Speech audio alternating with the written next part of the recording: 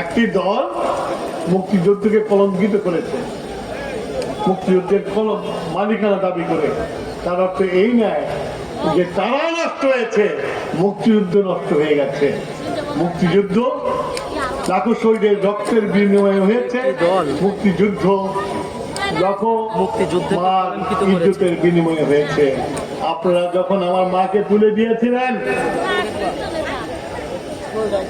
পাকিস্তানি সেনাবাহিনীর হাতে, আমার বোনকে তুলে দিয়েছে পাকিস্তানের সেনাবাহিনীর হাতে, আজকে আবার আপনারা তালিমি করে সেই মা বোনকে পথভ্রষ্ট করার চেষ্টা করছেন।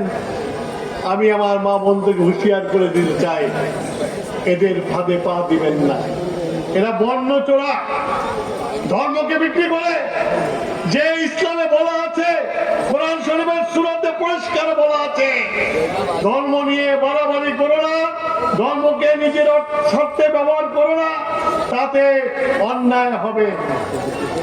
একাত্তরের যুদ্ধ ছিল একটি মানচিত্রে, একাত্তরের চিত্র ছিল একটি পতাকা, একাত্তরের যুদ্ধে ছিল আমাদের স্বাধিকারের। সেই যুদ্ধের নেতৃত্ব দিয়েছিল জিয়াউর রহমান। বিএনপি সেই জিয়াউর রহমানের দল।